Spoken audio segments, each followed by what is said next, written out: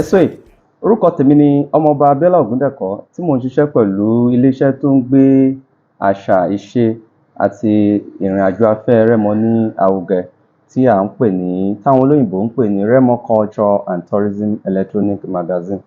Lọ́jọ́ tòní tí Ọlọ́run ọba tó tún fún wa ní àlàáfíà tí a jí sáyé láyọ̀, a tẹkọ̀ létí a tún wá sí ìlú Ìparà nípa ètò tá a ti bẹ̀rẹ̀ bí oṣù kan báyìí.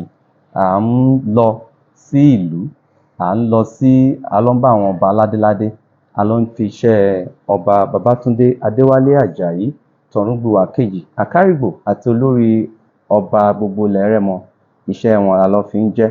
A dẹ̀ ti rí oríṣiríṣi, a ti gbọ́, a ti kọ́ ẹ̀kọ́. Lọ́jọ́ tòní, láì fi àsìkò ṣe òfò, a wá sọ́dọ̀ màmá wa Ìyálóde Afọláṣadé Ògúnbíyì tá a fi tọ̀wọ̀tọ̀wọ̀ kí wọn. Ẹ káàárọ̀ mọ́ mi. Lọ́jọ́ tòní, a tún wá fi iṣẹ́ ọba Babátúndé Adéwálé Àjàyí jẹ́ fún màmá nípa alákọ̀ọ́kọ́ rẹ̀ àpépapọ̀ àpéjọ gbogbo àwọn ọmọ ilẹ̀ Rẹ́mọ tó wà ní Nàìjíríà àti àwọn ọmọ Rẹ́mọ tó wà ní òkè òkun tí wọ́n máa dé bá wa. Lọ́jọ́ tòní, a wá kẹ́kọ̀ọ́ lẹ́yìn ìgbà tá a ti fi iṣẹ́ bàbá wa ọba Babátúndé Adéwálé Àjàyí jẹ́ fún màmá wa tán jẹ́ Ìyálóde ti Rẹ́mọ, wípé kí ni àwọn nǹkan tí wọ́n rí sí alákọ̀ọ́kọ́ rẹ̀ àpépapọ̀ gbogbo àwọn ọmọ ilẹ̀ Rẹ́mọ tí a máa ṣe ní ogúnjọ́, that is 20 to 27 ní oṣù kejìlá, that is December 2024. Kí ni àwọn màmá wa kí náà lè sọ fún wa nípa àpépapọ̀ yìí? Màmá, ẹ ṣé tẹ́ gbà wá lálejò. Ẹ ṣé gan ni, mo dúpẹ́ gan ni pé ẹ wá síbí lénìí. Mo dẹ̀ dúpẹ́ pé ètò tá à ń tò yìí, mo dúpẹ́ lọ́wọ́ kábíyèsí wa bàbá Àkárìgbò, His Royal Majesty bàbá Adéwálé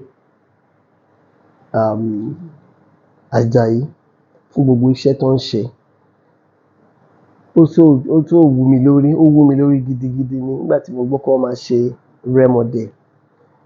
Gbogbo ìlú ló ń ṣe ló ń ṣe ọjọ́ tiwọn náà.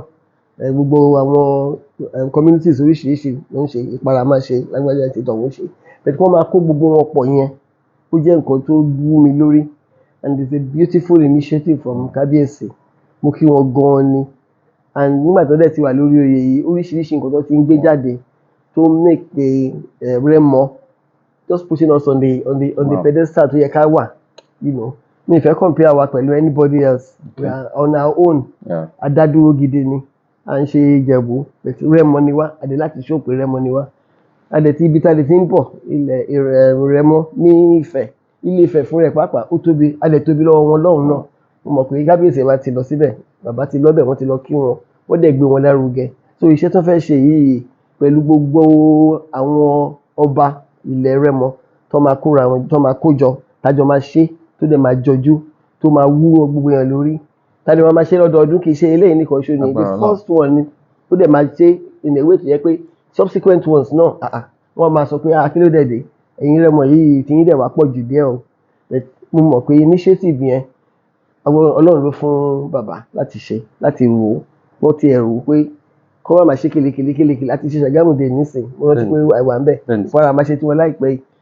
Gbogbo àwa jókòó ká papọ̀, ká ti ríra wa, ká mọ́ra wa. Àwọn míì ò tiẹ̀ mọ àwọn ọba ìlú, àwọn ọba yòókù. Níjọ́ yẹn gbogbo àwa wà ní ìjókòó, ẹsẹ̀ wa pé, ojú wa pé.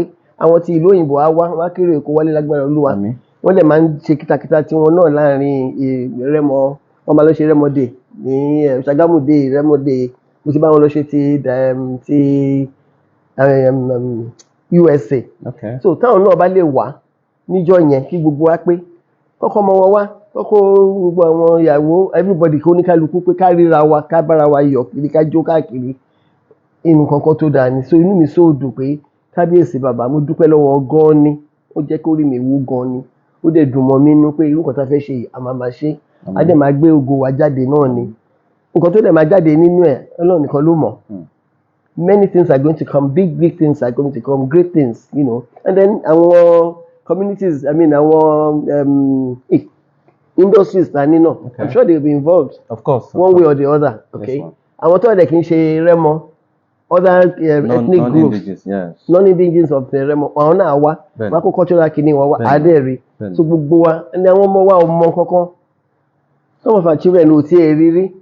Fortunately, àwọn ọmọ tèmi náà máa wálé lọ́dún fọ́dún yìí, lọ́dún wa pátá sí wà yẹn, àwọn grandchildren tó ń bọ̀ gbogbo wọn. Ẹni tó bá lọ́mọ nígbà yẹn kọ́ kó wọn wá, kọ́ wá rí nǹkan tí Rẹ́mọ jẹ́, káwọn náà sọ pé I have a root, this is my root. Nígbésókò lágbára Jésù, gbogbo wa kéré kó délé. So it's a beautiful thing, it's a magnificent thing ní ìtẹ́ mọ́ Ọlọ́run kan fún wọn ni, wọ́n fún kábíyèsí wa láti ṣe. Ọlọ́run adé fún wọn, adé ọ̀rọ̀ ẹ̀mí wọn fún wa. He's been doing great, he will continue to do greater things. Àmín, àmín. And then ẹ ṣé, ẹ jọ̀ọ́, bí ipò yín ní ilẹ̀ Rẹ́mọ tẹ́ jẹ́ ìyálóde ilẹ̀ Rẹ́mọ, kí ni àwọn nǹkan kan tí ẹ ti gbé ṣe? Nítorí pé kéèyàn tó jẹ́ ìyálóde gbogbo ilẹ̀ Rẹ́mọ, a mọ̀ pé àṣà àti ìṣe ẹ dẹ̀ ń ran àwọn obìnrin, ẹ ń ran àwọn kábíyèsí, ẹ ń ran ọmọ kékeré, ẹ ń ran àgbàlagbà lọ́wọ́. Nínú ọdún tá a fẹ́ ṣe yìí, kí ni àwọn ètò tí ẹ̀yin tẹ́ jẹ́ màmá wa as ìyálóde of Rẹ́mọland, kí ni àwọn kankan tẹ́ rò tẹ́ ti ní tẹ́ fẹ́ gbé kalẹ̀ fún ọdún tá a fẹ́ ṣe yìí? A ti ṣèpàdé pẹ̀lú àwọn ìyálóde Rẹ́mọ. A dẹ̀ ní kí àti local government mẹ́ta la ní. So àti sọ kóníkálukú lọ sí local government ẹ̀. Nǹkan tó bá lè gbé ṣe níjọ́ yẹn, wọ́n ní à participate náà, wọ́n ní à wá síbẹ̀, wọ́n á fún wa láyè ibi ipò tiwa ní ta máa jókòó sí.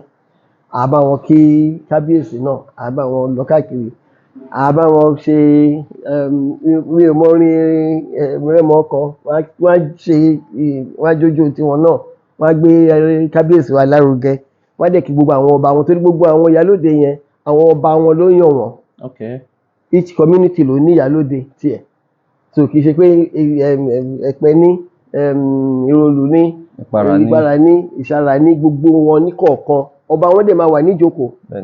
So wàá jáde síta, wọ́n á rí gbogbo wa, wọ́n á kí wọn, wọ́n á dẹ̀ bá wọn. Nǹkan tó bá fẹ́ kọ́ dẹ̀, nǹkan tá máa ṣe gbogbo wa ṣe ń so ètò ẹ̀ lọ́wọ́ ni, àti ìgbéjáde tán. So before then ètò àtò àjẹkẹ́ gbọ́, bá ṣe máa participate níbẹ̀. Ká tún tẹ̀síwájú mà, ẹ ṣé tẹ́ ti ń kọ́ wa lẹ́kọ̀ọ́ tẹ̀dẹ̀ ń fi òye yé wa. Kí ni àwọn ọ̀rọ̀ ìkíni tí ẹ ní fún àwọn olórí àjọ tí wọ́n jẹ́ àwọn àgbà àjọ fún àjọ tí ó ń rí sí ìdàgbàsókè àti ìlọsíwájú ilẹ̀ Rẹ́mọ tá à ń pè ní Rẹ́mọ Growth and Development Foundation? Wàá tún wá ní àwọn tó jẹ́ pé àwọn olùdarí àwọn àgbà àjọ tí à ń pè ní BOT, tí a fi tọ̀wọ̀tọ̀wọ̀ mọ̀ pé ẹ jẹ́ kan náà àwọn BOT yẹn. Kí ni àwọn ọ̀rọ̀ ìkíni tẹ́ fẹ́ ṣe fún wọn pẹ̀lú àwọn tó mójútó àjọ ọ̀hún náà? Mo kí gbogbo àwọn pàápàá àwọn àjọ tó ń mójútó. Mi ní bẹ̀rẹ̀ pẹ̀lú BOT, torí BOT umbrella ńlá nìyẹn. Àwọn tó wà lábẹ́ BOT tó ń ṣiṣẹ́ yẹn gidigidi, torí àwa ń wá sí meeting lọ títí. Tẹ́ bá ní ìlú alẹ́ máa ń pè wá. Màá kí bàbá Adébútú Kẹ́sìntìn, wọ́n ń ta kìtàkìtà lórí iṣẹ́ wa yẹn. Màá dẹ̀ kí gbogbo chairman wa Adétò, Ọ̀túnba Adétò fún iṣẹ́ tó ń ṣe, àti gbogbo àwọn tó wà ní offices Ṣóilé, I can't remember, gbogbo àpapọ̀ gbogbo wọn, because every time ni máa ń rí nǹkan tó ń ṣe lórí platform wọn, you know. Màá kó àwọn development for the children, for kids, youth, wọ́n ti ṣe youth, wọ́n ti ṣe ti àwọn ọmọ school, you know, all kinds of projects máa ń rí tó máa ń ṣe fún, just to make sure that everybody is carried along and Rẹ́mọ moves forward. And some of the members in not necessarily I think not the BOT now, the members of the governing council. Yes, mo ní kí wọ́n máa ń reach out sí àwọn tó lè empower àwọn èèyàn, tó máa empower àwọn doing all kinds of courses. Mo ti rí àwọn ti IT. I follow the platform all the time. Thank you. You know, so many things that's coming on, and for the development of Rẹ́mọ youth, Rẹ́mọ, you know, women, the elders, even our kábíyèsí, they carry them along all the time. And I think it's a very laudable project one ṣe, and I love it, and I think it's going a long way to promote the development of Remo Land. And the BOT, I know they, occasionally people they call in, and whatever time they call in, we are there to help. And I want to thank everybody for all the work we are all doing, particularly those in the offices, really working what do you call them now? Not the BOT now, the Governing Council. The Governing Council. They are always doing things and reaching out to not just people in Nigeria, people in diaspora. I see them coming in and occasionally and doing. I know you've been to Abuja a couple of times for other projects too, and the chairman too does a lot of moving around and getting people to come in, and I appreciate that, and I think it's a good job. They're doing very well. We continue to bless you to, Amen. Amen. So that you have the strength to continue to move the community forward.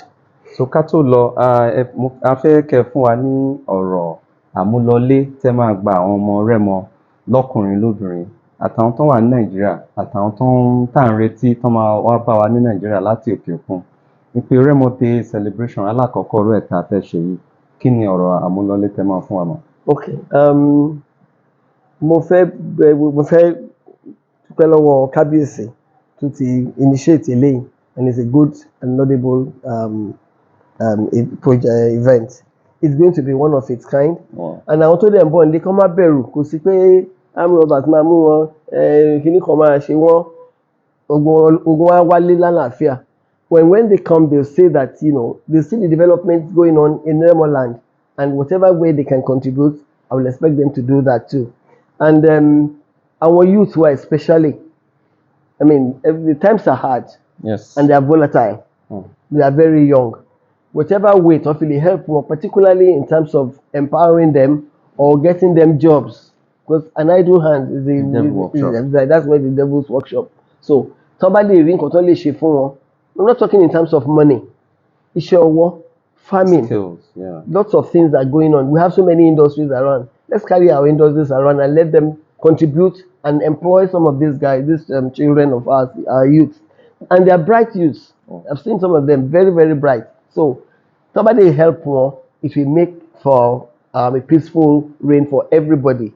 It will settle the minds of everyone.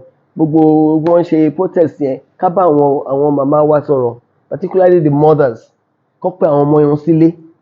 Yahoo kì í ṣiṣẹ́ o, kì í ṣiṣẹ́ rárá. And I've had encounter with that before. One of the first things wọ́n kọ́ fẹ́ ṣe ń gbà yẹn ni tó ní Yahoo it's not kì í ṣiṣẹ́. Kọ́ wáṣẹ́ ṣe. Iṣẹ́ Yahoo kì í ṣe ọmọ Yahoo ń ṣe màmá Yahoo pàápàá, ọmọ tí wọ́n ní màmá òun ọmọ òun Yahoo ó ní òun màmá Yahoo. It's not something to emulate. Kọ́ jọ nítorí Ọlọ́run. Ẹ bá àwọn ọmọ yín sọ̀rọ̀. Èyí tó bá ti kúrò ní school tí ò tí ì ríṣẹ́ ṣe, kọ́ wá nǹkan wọn kó máa ṣe. Àtobìnrin o, àtọkùnrin o, kọ́ wáṣẹ́ máa ṣe. Tó bá ríṣẹ́ ṣe yẹn gan ni wàhálà máa wà. Àwọn náà máa lọ kó ní títì tó máa ní kọ́ lọ máa tó bá ṣe protest, wọ́n kàn lọ kó wọn, wọ́n lọ máa bá wọn destroy. Lè máa destroy nǹkan tó ti ta ti fowó ṣe. Tẹ́ bá dẹ̀ destroy tí nǹkan wà lẹ́ ń bàjẹ́ kì í ṣe nǹkan ará ìlú mi. So ìyẹn ni mo bá àwọn màmá wa sọ̀rọ̀ pé kán jọ tó bá ti lọ ní kán máa bá àwọn obìnrin àdúgbò sọ̀rọ̀. Gbogbo iṣẹ́ tó ń ṣe gẹ́gẹ́ bí ìyálóde nìyẹn. Ẹ pé àwọn ti yín kẹ́kọ̀ọ́ wọn pé ẹ jọ o. Tó bá ní wọ́n pé àwọn ní títì ẹ má jẹ́ káwọn ọmọ lọ síbẹ̀. Ilé ìwé nìkan lọ. Ẹni tó bá kàwé dáadáa, á rí èrè ẹ̀. So kò sákùtà nínú iṣẹ́ à ń lọ ilé ìwé.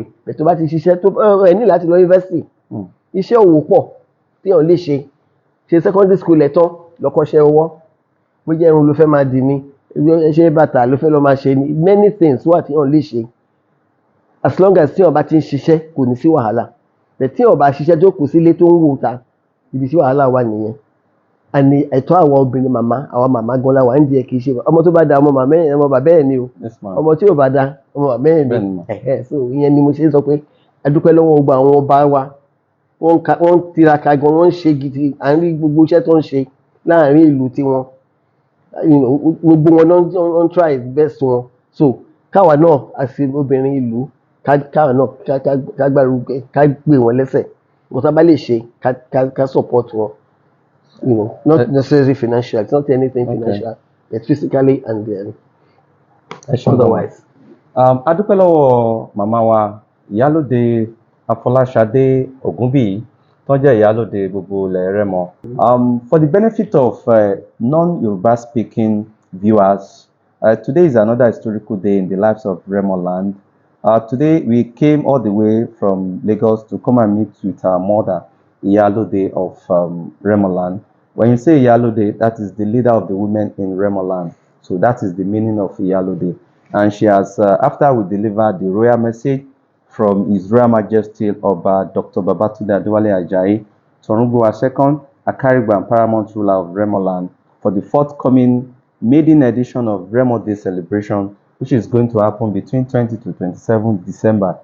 What we want to do, we are going to do major three things. We are going to have art exhibition, art competition among the secondary school, where they are going to write some historical background of each of these towns that are made up of Remo land. And then we are going to have an exhibition where each community in Remo land will display, show cultural events or historical activities in each of these towns. Then the dance drama, what the dance drama is going to do is just for Remo indigenes and non-Remo indigenes to know our historical background. Who are the Remo people? Are they different from other people? What our, some other things about Remo land. And finally, we are going to have a grand finale at stadium, that is Shagam to Ikene Road, that is December 27, where all the sons and Remo will come together to celebrate ourselves, to celebrate our achievement, to promote our culture, to promote everything that has to do with Remo land. And then our mother, she has really prayed for youth, that anywhere, any community that community is experiencing peace, unity, progress, just go and look at the position of the youth. And one of the things that they have been doing within the forum of Ìyálóde in the Remo land, they pay more attention to the youth development, empowerment. And on final note, she gave everybody assurance that there won't be any problem when it comes to Remo Day celebration. On this note, on behalf of the media crew of Remo Culture and Electronic Magazine, we are using this medium to thank our mother for accepting us and then for giving us unquantifiable lecture that has to do with Remo land and what we should be expecting. So on this note, my name is Abiola Ogundeko. Thank you for supporting us. Thank you for being our viewers. Thank you for being everything with us. So we meet next time. Thank you.